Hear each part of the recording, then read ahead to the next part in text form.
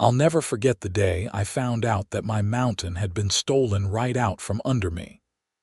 My coffee mug shattered against the kitchen floor as I stared at the email attachment from my cousin in Cedar Ridge, Colorado. There, on my family's sacred land, stood 18 pristine condominiums all built without my knowledge or permission. "Holy hell," I muttered, zooming in on the photo. The structures were arranged in a horseshoe pattern facing the valley, positioned precisely where my great-great-grandfather Samuel Vance had built his cabin in the 1880s. The cabin where I'd spent every summer until my 20th birthday.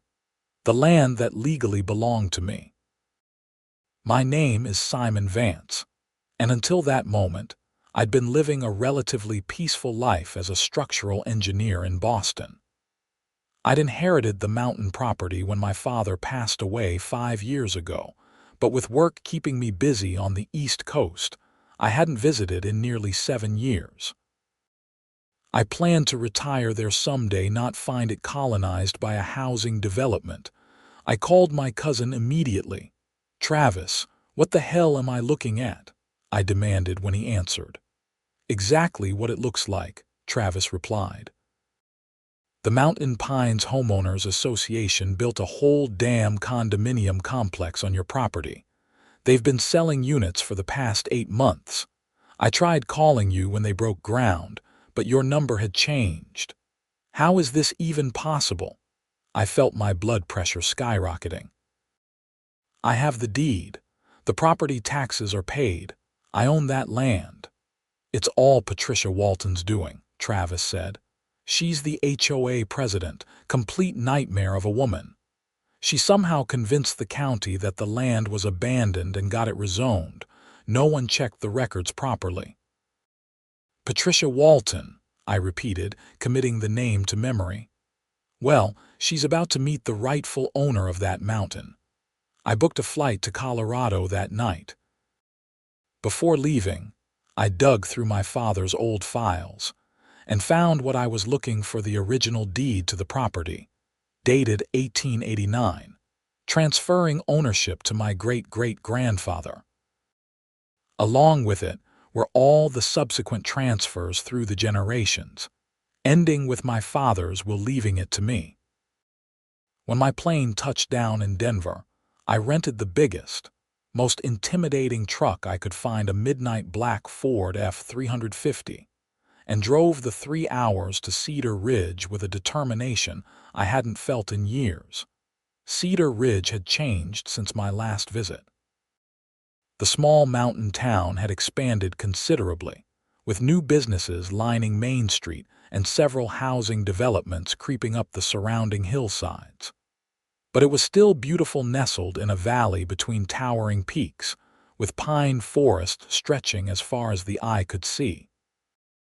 I stopped at the county records office first. The clerk, a young woman with tired eyes and a name tag reading Jenny, looked up as I approached. "I need to verify property records for a parcel on Vance Mountain," I said, sliding my ID across the counter. Her eyes widened slightly. "Vance Mountain? You mean Mountain Pines Resort?" "No, I mean Vance Mountain, named after my family who has owned it since 1889. Jenny typed something into her computer, then frowned. "That's odd. According to our system, that land was classified as abandoned property and transferred to Mountain Pines Homeowners Association about 2 years ago." "That's impossible," I said, placing the folder of documents on the counter. "I have the original deed and all subsequent transfers of ownership right here. The property taxes have been paid on time every year." Jenny examined the documents, her frown deepening. "These all appear legitimate, Mr. Vance. But we have paperwork showing the transfer to Mountain Pines HOA with county approval." "I want copies of everything related to that transfer," I said, "and I want the name of every official who signed off on it." An hour later, I left the records office with a thick folder of documents that made my blood boil. The Mountain Pines HOA, led by Patricia Walton, had filed paperwork claiming the land was abandoned. They'd submitted falsified surveys showing the boundary lines of my property were different than they actually were. Most damning of all, someone had forged my signature on a document relinquishing claim to the property. My next stop was the office of Rachel Morrison, the only real estate attorney in Cedar Ridge, according to Travis. Her office was above the town's only coffee shop, a cozy space with windows overlooking Main Street. Rachel was in her mid-40s, with intelligent eyes and an air of no-nonsense efficiency. She listened intently as I explained my situation, occasionally taking notes or examining my documents. "This is the most blatant case of property theft I've seen in 20 years of practice," she said when I finished. "The good news is that your documentation is impeccable. The original deed from 1889 establishes clear title, and the chain of ownership is unbroken. The bad news is that Mountain Pines has already built on the property and sold units to 18 different owners. So, what do? We file an emergency injunction to stop any further construction or sales. Then we file suit against Mountain Pines HOA for the fraudulent property transfer. The 18 homeowners are going to be collateral damage, unfortunately. They bought property from someone who didn't own it." "What about criminal charges?" I asked. "Someone forged my signature." Rachel nodded. "We'll take this to the sheriff as well. This crosses the line from civil to criminal fraud." I left Rachel's office feeling marginally better. At least I had a plan of attack, but I wasn't going to wait for the legal system to grind into motion. I wanted to see my property and the woman who had stolen it. The drive up to my mountain was a shock. Where there had once been a narrow dirt road winding through pine forest, there was now a paved 2-lane road with tasteful street lamps. A stone sign at the entrance read, "Mountain Pines Luxury Condominiums," with the slogan, "Exclusive Mountain Living," beneath it. I drove past the sign, my hands tight on the steering wheel. The condos themselves came into view as I rounded a bend, 18 identical structures built in a modern mountain style, with plenty of stone and timber. They were arranged around what had once been a natural meadow, now landscaped into perfect lawns with ornamental trees. And there, in the center of it all, was the charred stone foundation of my great-great-grandfather's cabin. They had built around it, as if it were some kind of quaint historical feature for the residents to enjoy. I parked in the visitor spot in front of a building labeled Mountain Pines HOA Office and walked inside, my deed and other documents tucked under my arm. The reception area was designed to look like a rustic mountain lodge, with a stone fireplace and antler chandeliers. Behind the desk sat a woman in her 20s who smiled brightly as I entered. "Welcome to Mountain Pines. Are you interested in our one remaining unit? It's a 3-bedroom with a stunning view of the valley." "I'm here to see Patricia Walton," I said. The receptionist's smile faltered slightly. "Do you have an appointment? Mrs. Walton is very busy. She'll want to see me. Tell her Simon Vance is here." The receptionist's eyes widened slightly at my name, and I knew in that moment that she was aware of what had happened. She picked up her phone and murmured something into it, then looked back at me. "Mrs. Walton can give you 5 minutes. Her office is down the hall, last door on the right." Patricia Walton's office was exactly what I expected, expensively decorated with mountain-themed art and photographs of her standing next to various local politicians. Patricia herself was a woman in her 50s with perfectly highlighted blonde hair, wearing a tailored blazer with the Mountain Pines logo embroidered on the breast pocket. She didn't stand when I entered, merely gestured to the chair across from her desk. "Mr. Vance, this is unexpected." We were told you had abandoned the property." "Abandoned," I said, remaining standing. "I paid the property taxes every year. The land has been in my family since 1889. Patricia waved her hand dismissively. "Ancient history."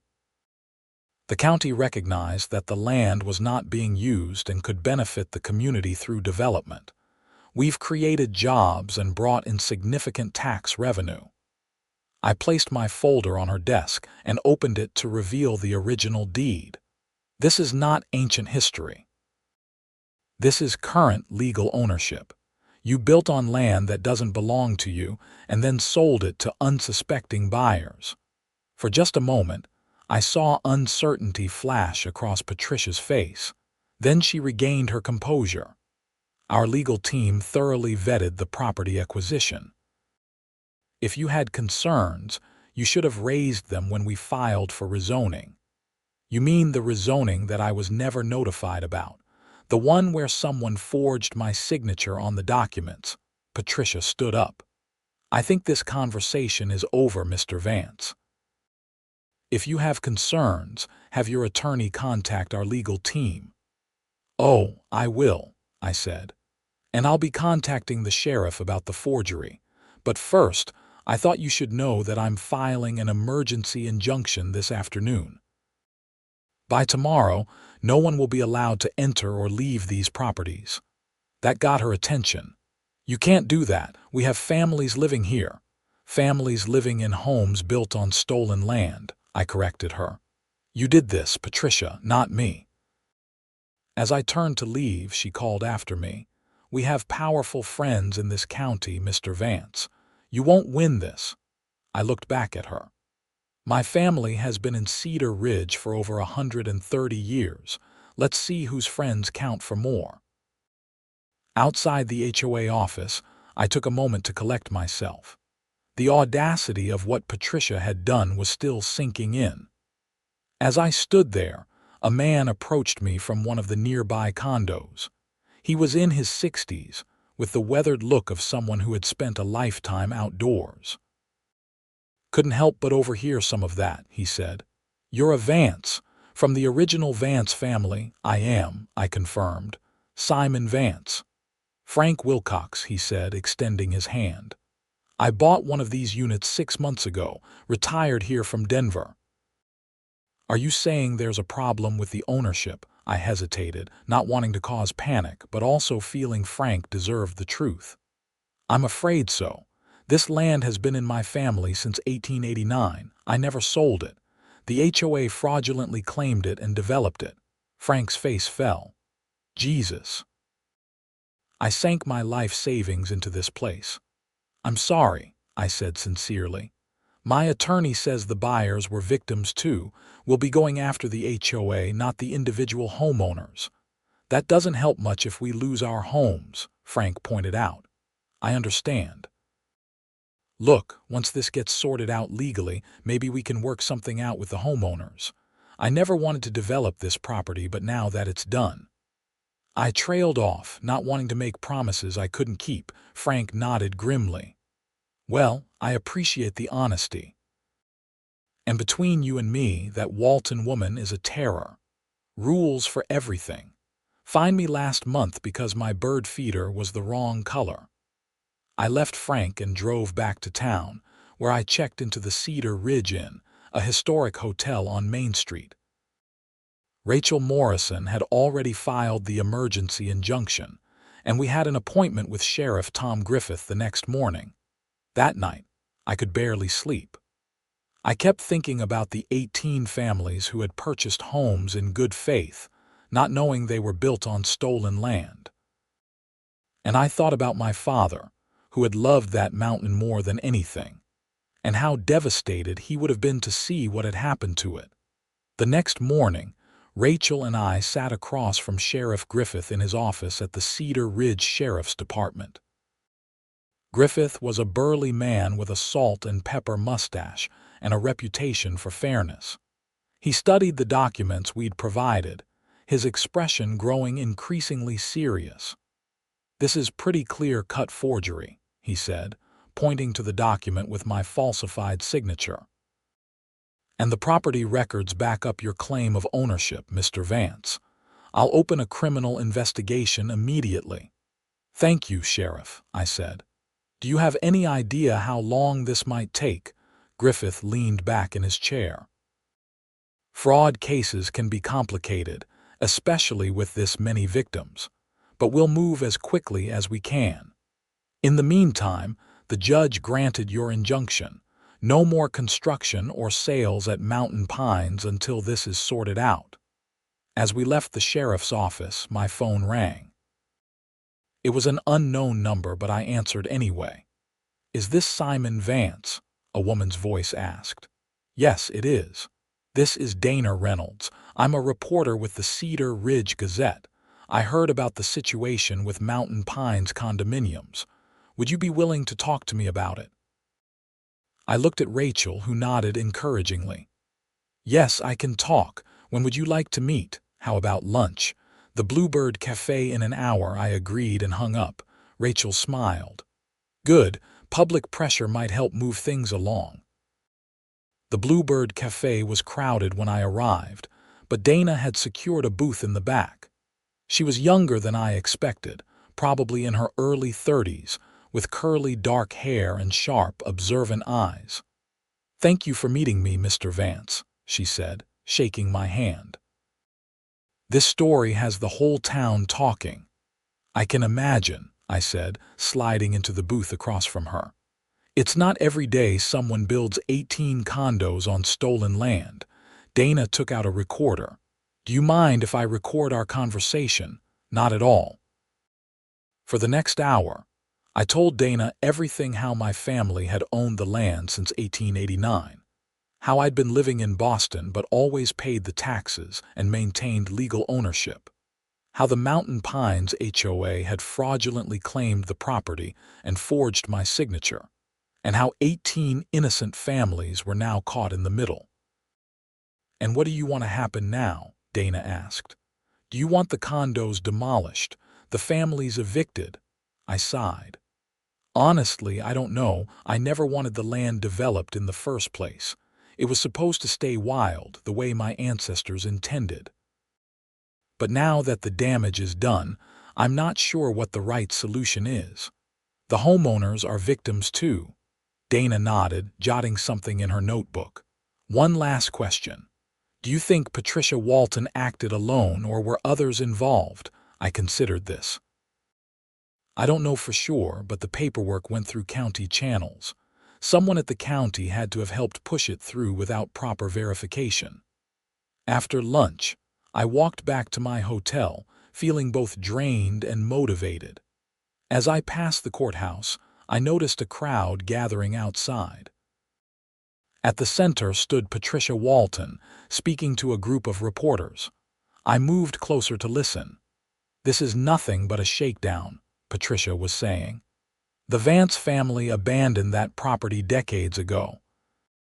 We legally acquired it and have transformed it into a beautiful community that benefits all of Cedar Ridge.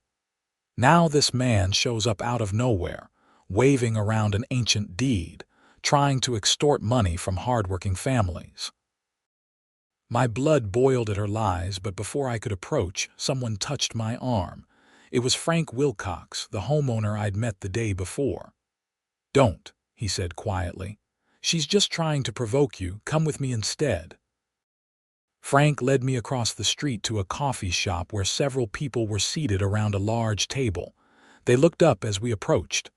"Everyone, this is Simon Vance, the rightful owner of our mountain," Frank announced. "Simon, these are some of your, well, squatters, I suppose." There were 7 people at the table, 4 men and 3 women, all appearing to be in their 50s or 60s. They looked at me with a mixture of curiosity, concern, and in a couple of cases, hostility. "I think we need to talk," Frank said, pulling out a chair for me. Over the next 2 hours, I heard the stories of 7 Mountain Pines homeowners. Most were retirees who had sunk their life savings into what they thought would be their forever homes. They all shared similar stories of Patricia Walton's tyrannical rule, as HOA president, excessive fines for minor rule violations, special assessments for unnecessary improvements, and vicious retaliation against anyone who questioned her authority. "She's embezzling from the HOA funds," said Margaret Chen, a retired accountant who had tried to examine the association's books. When I asked to see the financial records, she threatened to put a lien on my property for unpaid assessments that I had definitely paid. By the end of our conversation, a plan had begun to form. These homeowners wanted Patricia gone as much as I did, and they were willing to help me prove my case if I would work with them on a solution that didn't involve evicting them from their homes. "We'll testify about Patricia's fraudulent management," Frank said, "and in return, maybe you could consider selling us the land our homes are on at a fair market price." It was a reasonable proposal. I didn't want the condos there, but they were already built. And the idea of Patricia Walton facing consequences for her actions was very appealing. "I can't make any promises yet," I told them, "but I'm open to finding a solution that works for everyone except Patricia Walton and whoever helped her steal my land." The next day, Dana Reynolds' article appeared in the Cedar Ridge Gazette. The headline read, "Mountain Heist: How Mountain Pines HOA Built 18 Luxury Condos on Stolen Land." The article laid out all the facts of the case, including copies of my original deed and the forged documents. It also included interviews with several homeowners who described Patricia's dictatorial management style and suspected financial improprieties. The story spread like wildfire. By noon, 3 Denver news stations had sent reporters to Cedar Ridge, and my phone was ringing constantly with calls from attorneys offering to represent me and developers interested in resolving the situation.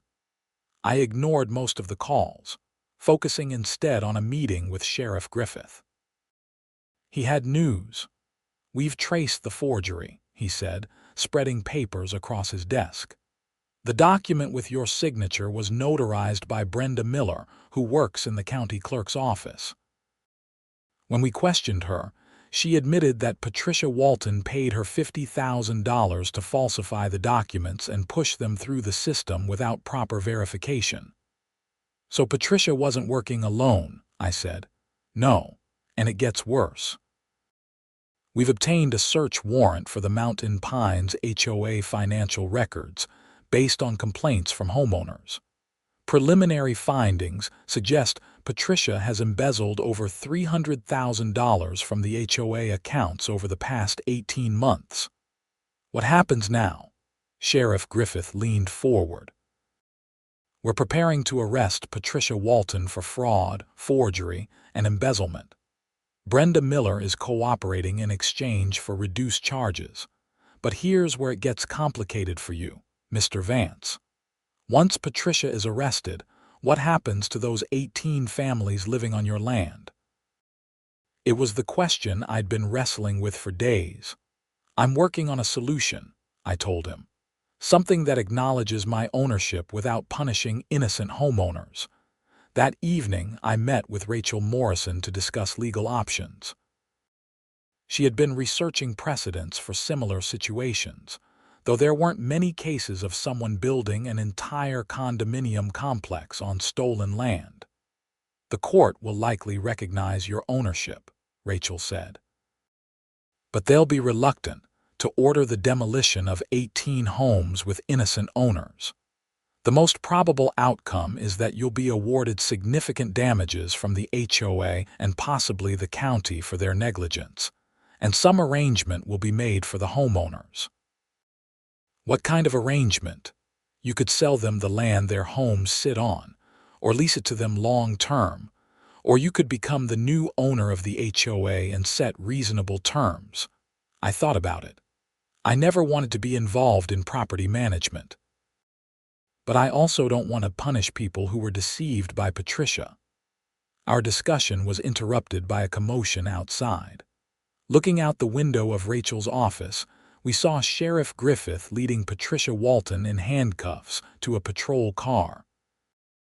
A crowd had gathered to watch, including several news crews. "Looks like justice is moving faster than expected," Rachel observed. The next day, I attended an emergency meeting of the Mountain Pines homeowners. With Patricia arrested and the HOA accounts frozen pending investigation, the residents were understandably anxious about their future. The meeting was held in the community room of the Mountain Pines clubhouse. All 18 homeowners were present, along with Rachel Morrison and a county representative named Michael Torres from the district attorney's office. Frank Wilcox had taken on the role of interim HOA president and called the meeting to order. "We all know why we're here," he said. "Our homes are built on land that wasn't legally sold to Mountain Pines. Mr. Vance here is the rightful owner, and Patricia Walton is in jail for fraud, forgery, and embezzlement. The question is, where do we go from here?" All eyes turned to me. I stood up, feeling the weight of 18 families' futures on my shoulders. "First, I want to say that I consider all of you victims in this situation, just as I was. You purchased these homes in good faith, not knowing that Patricia Walton had stolen the land they were built on." There were nods of agreement around the room. "I've been thinking about solutions that respect both my family's long-standing ownership of this mountain and your investments in your homes. After consulting with my attorney, I'd like to propose the following. I will sell each of you the land your home sits on, at a fair price determined by independent appraisal." Murmurs spread through the room, some relieved, some concerned. "Additionally," I continued, "the common areas, the clubhouse, the roads, the undeveloped portions of the mountain will remain under my ownership, but I will grant an easement for your use. In return, I ask for two things. First, that you dissolve the current HOA and create a new homeowners association with fair rules and transparent governance. Second, that you preserve the remaining undeveloped portions of the mountain in their natural state." Michael Torres from the DA's office spoke up. "This seems like a reasonable solution, but I should note that the county may still face liability for its role in approving the fraudulent transfer. There will likely be a separate legal process to address that." Frank Wilcox raised his hand. "What about the money Patricia embezzled from our HOA accounts? That was over $300,000 of our maintenance fees and special assessments. The DA's office is working to recover those funds," Torres explained. "If successful, they would be returned to the legitimate HOA account, minus any court-ordered restitution to Mr. Vance." One of the homeowners, an older woman named Alina, stood up. "Mr. Vance, what kind of price are we talking about for the land? Most of us are on fixed incomes." It was a fair question. "I'm proposing $50,000 per lot, which is below market value for mountain property in this area. For those who can't pay immediately, I'm willing to offer financing at a reasonable rate." The room buzzed with conversation as homeowners discussed the proposal among themselves. Some looked relieved, others wary. Finally, Frank called for a preliminary vote. "All in favor of pursuing Mr. Vance's proposal, subject to working out the details with attorneys, raise your hand." 16 hands went up immediately. After a moment's hesitation, the remaining 2 joined them. "It looks like we have consensus," Frank said. "Mr. Vance, we accept your proposal in principle and would like to move forward with the details." The relief in the room was palpable. As the meeting dispersed, several homeowners approached me to express their thanks or to ask specific questions about the arrangement. I felt a weight lifting from my shoulders. The situation was far from ideal, but we had found a path forward that respected both my family's legacy and the investments of these innocent homeowners. As I left the clubhouse, Frank walked with me to my truck. "That was a generous offer," he said.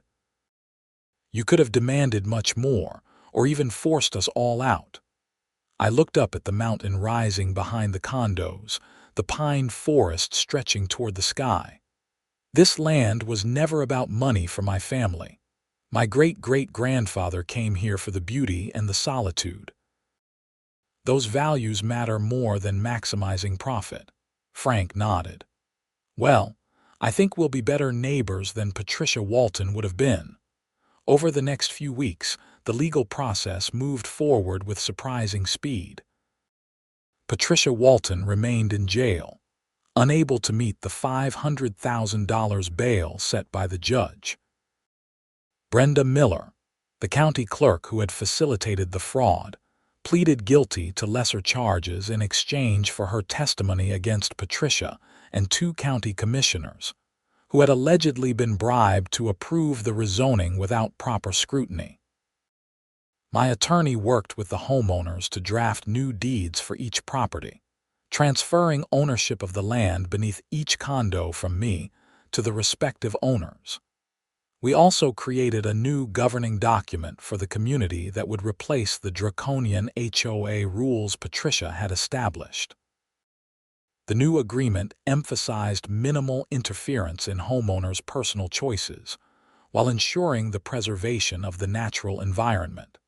The county, eager to settle its liability in the case, offered me $2 million in damages for their negligence in allowing the fraudulent transfer. After consulting with Rachel, I accepted the offer on the condition that the county establish new verification procedures to prevent similar fraud in the future. 6 weeks after my initial discovery of the condos, I stood on the edge of my mountain property, looking out over the valley. The 18 condos were still there, of course, a permanent alteration to land that had been wild for millennia. But beyond them, the forest remained untouched, protected now by the new agreement that prevented any further development. Frank approached, carrying 2 cups of coffee. He handed one to me. "The paperwork came through this morning," he said. "All 18 deeds are officially transferred. You are now officially our neighbor rather than our landlord." I took a sip of coffee. "How are the other homeowners adjusting to the new arrangement?" "Mostly relieved," Frank said. "No more surprise special assessments. No more fines for having the wrong color curtains. And Margaret Chen is our new treasurer. She's already recovered $120,000 that Patricia had hidden in a separate account. And the criminal cases, moving forward. The DA says Patricia is looking at 10-15 years. The county commissioners who took bribes have resigned and are cooperating with investigators. Brenda Miller got probation for her cooperation." We stood in silence for a moment, watching an eagle circle overhead. "You know," Frank said eventually, "there's still that foundation from your great-great-grandfather's cabin in the center of our community. Some of us were thinking it would be nice to restore it, maybe as a small museum about the history of the mountain. Would you be interested in helping with that?" The idea appealed to me. "I'd like that. I have his original journals and some photographs that could be displayed." "Perfect. Oh, and we voted to change the name of the community. Mountain Pines was Patricia's choice, and none of us want that reminder. We thought Vance Mountain Community would be more appropriate if you don't mind." I smiled. "I think my ancestors would approve." As the sun began to set, casting long shadows across the valley, I felt a sense of peace that had eluded me since this ordeal began. The mountain had been altered, yes, but not destroyed. My family's legacy would continue, albeit in a form my great-great-grandfather could never have imagined. And 18 families had homes they could now truly call their own, built on land they legitimately owned. The next morning, I met with Rachel to finalize the last of the paperwork. She seemed pleased with the outcome. "You know, When you first walked into my office, I thought this would end with a protracted legal battle and 18 evictions, she said. The solution you found was much more elegant. It still doesn't feel completely right, I admitted. The mountain is permanently changed. Rachel nodded thoughtfully. Yes, but change is inevitable. Your great-great-grandfather changed this land when he built his cabin. The question is whether the change respects the spirit of the place. I hope it does, I said. By the way, Rachel added, I received an interesting call from a developer yesterday. He wants to buy the 50 acres adjacent to your property for another condominium project. I told him I'd pass along the offer. I shook my head. Not a chance. That land stays wild. Rachel smiled. That's what I told him you'd say. Oh, and there's one more thing. The judge in Patricia's case wants to know if you'll make a victim impact statement at her sentencing hearing next month. I considered this. Yes, I think I will. Not out of vengeance, but because she should understand exactly what she tried to steal, not just land, but history and legacy. Patricia Walton's sentencing hearing was held in the Cedar Ridge courthouse, a grand old building with columns and a copper dome that had turned green with age. The courtroom was packed. All 18 Mountain Pines homeowners were there, along with reporters, local officials, and curious townspeople. Patricia sat at the defendant's table, looking much diminished without her designer clothes and carefully maintained hair. She had been convicted on all counts: fraud, forgery, embezzlement, and conspiracy. Now she awaited her sentence. When the judge called me forward for my victim impact statement, I approached the podium with the original 1889 deed in my hand. Your Honor, this document represents more than just ownership of a piece of land. It represents my family's history in this community. My great-great-grandfather Samuel Vance came to this mountain in 1889, seeking not wealth but connection to the natural world. He built a cabin with his own hands, raised his family there, and passed down not just the property but the values it represented: stewardship, respect for nature, and the importance of roots in an increasingly rootless world. I paused, looking directly at Patricia.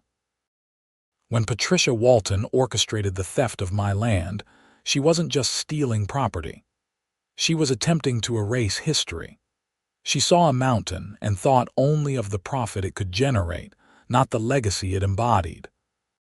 She divided what was meant to remain whole, developed what was meant to remain wild, and did it all through deception and fraud. I placed the deed back in its folder. But despite her actions, that legacy continues. The 18 families who unknowingly purchased homes on stolen land have become part of that legacy. Together, we've found a way forward that honors both the past and the present. I don't ask for Patricia Walton to be punished out of vengeance, but for justice, and to send a message that our community's history and natural heritage cannot be sacrificed for profit. The judge thanked me and called Patricia forward for sentencing.